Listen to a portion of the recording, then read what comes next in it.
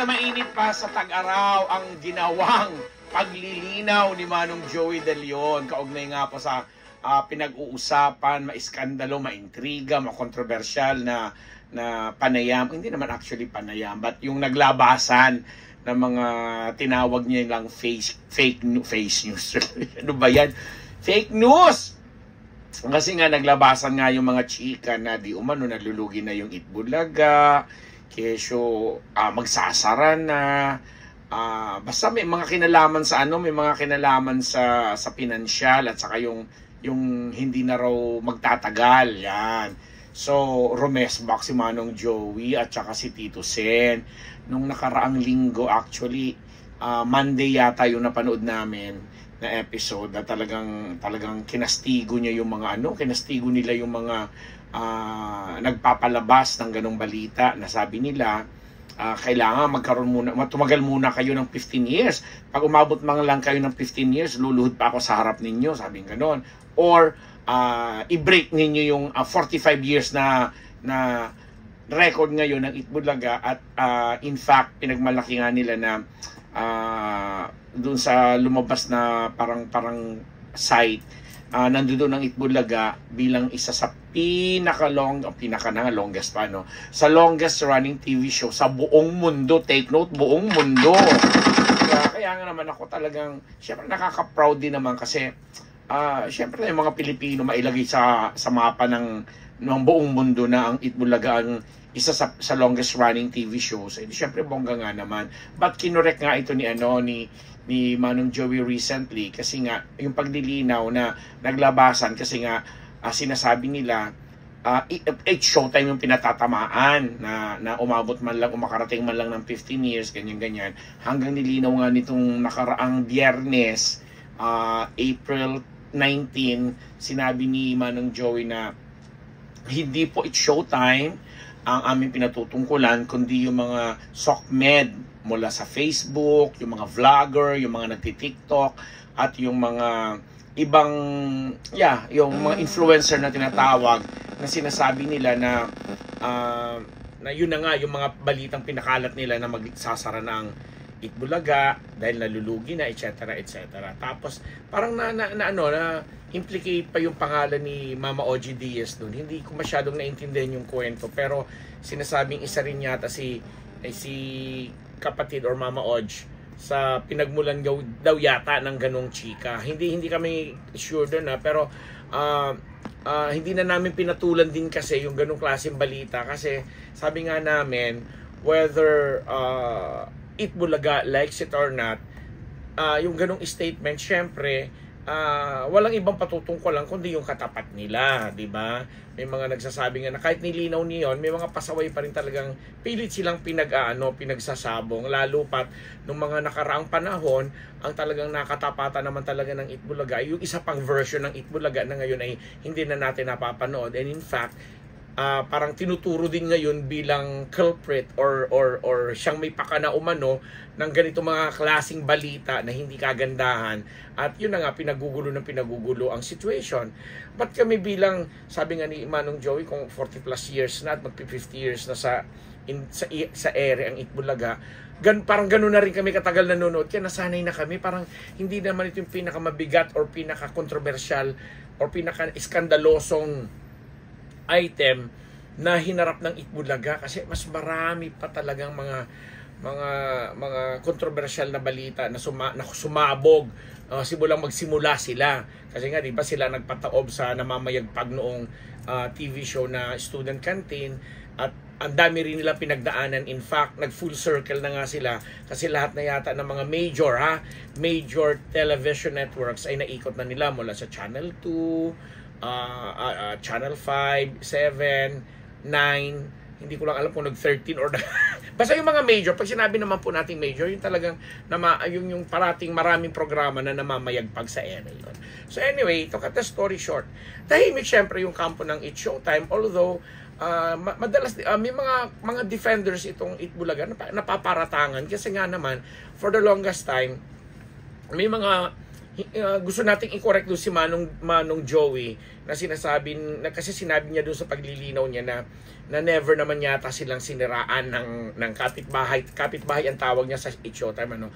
Never daw naman silang tinira o siniraan. Pero gusto namin i-correct kasi sa daming beses na rin ang pagkakataon, talaga nagpapatutsadahan din naman sila. Hindi lang siguro ang Showtime pinapangalanan pa, minsan pa ginagawa pang subject ng kanilang jokes or pagpapatawa yung programa mismong Itbulaga, kasi madalas binabanggit ni Vice Ganda, di ba, sa Showtime na, oy, lilipat na lang ako, ano kayo nangyayari sa mga gano, para lang maitawid yung joke na gusto niyang itawid. In the same way or in the same manner na ganoon din naman sa Itbulaga.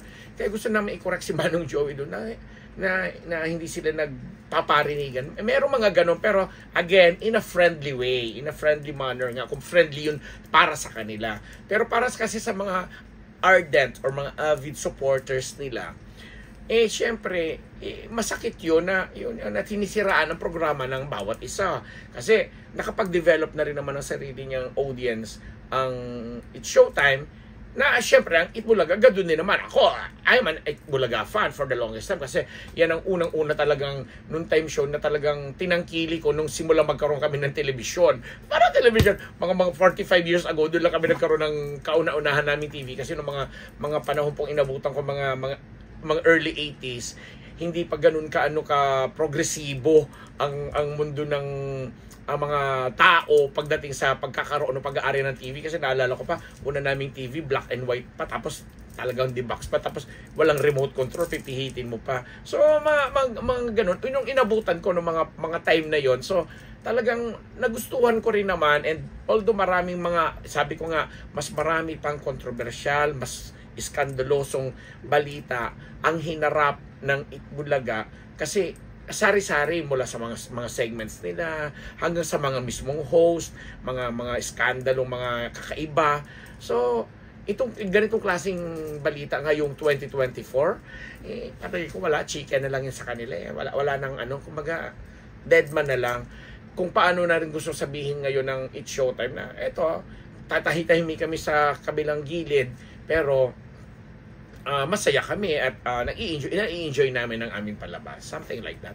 So, yung mga kamarites po natin dyan, yung mga ka-Team Unbettable po natin dyan, sana, yun na nga lang, sabihin natin, sabi nga ni Manong Joey, dadalawa na nga lang silang umi-airing ngayon sa noontime, imbis na pagsabungin pa natin, yun na nga, ipatronize na lang natin. Pero, yung pagpapatronize natin, wag na nating haluan pa ng kontrobersiya or iskandalo, lalo na yung mga below the belt na nga naman na tinatawag. Siguro, punahin natin yung paraan ng mga segments nila, tapos kung paano dinideliver ito. Kasi may mga, aminin natin, para yung programa, wag na tayong mulayo pa diyan, dalawang programa na yan.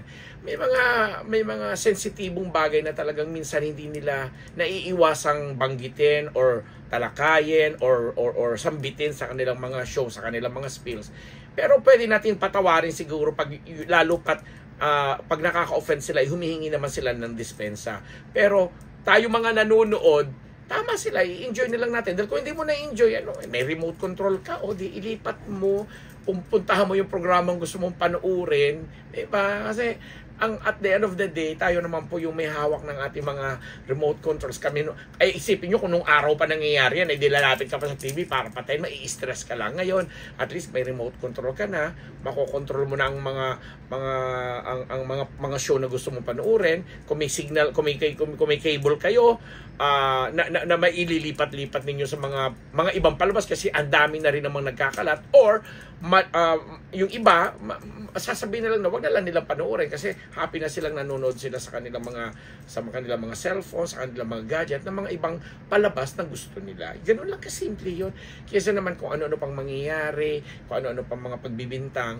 But at the end of the day, yun na nga. Sa mga vloggers naman, mga podcasters na gaya namin, na ginagamit din po ang social media para mag-entertain at para rin po maghatid po sa inyo ng mga balita.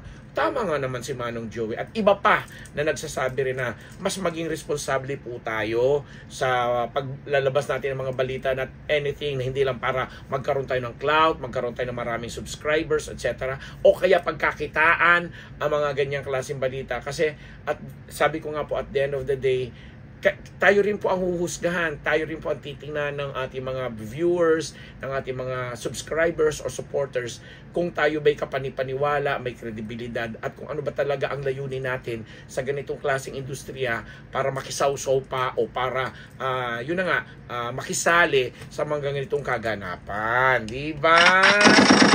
Kaya on that note, pasasalamatan ko ang aking mga sponsors. O di ba, may mga sponsors po kami. Si Mas Philippines, si Tita Thelma Zuniga Rodriguez, si Colonel Jundi Mayuga, Mama Shea Cabal Revilla, ang aking mga kaibigan at kamag-anak dyan sa Toronto, sa Canada, si Kuya Von, si Ate Cora, si Lee Reyes, yan, si Marilyn Timog sa Quebec, sa USA, si Roger Esmer, ang kanyang pamilya, si Justin, si Jeric De Lucientos, ang asawa niyang si Sarah at ang mga anak nila. And marami pa kami mga kaibigan na gusto namin pasalamatan dyan sa abroad na talagang nararating din po. Ang aming mga subscribers din po sa Indonesia, sa France, sa Italy, sa Spain, o taray, di ba? Ang dami. At ang mga bashers din namin, gusto ko rin kayong pasalamatan kasi nagmamatter ang aming mga opinion sa inyo. Maaaring hindi ninyo nagugustuhan or kontra sa pinaniniwalaan ninyo, and yet nandiyan kayo para magbigay din ng komento kasi yung komento nyo pinag-aaralan din po namin yan, di ba? Wag lang, sabi nga ni Manong Joey, wag lang below the belt o wag lang masyadong personal na hindi nadamay ninyo ang mga ibang tao na hindi naman dapat na hindi nadamay, di ba? And of course, ang iba pa namin mga sponsors, ang Faces and Curves, Dr. Jess Solis ng Gorgeous Smile, Dr. Pong Magtibay ng One Dental Place, at saka si Dr. Jessica din ng Ideal Vision. Di ba? Ang dami kong sponsors. Ang saya-saya.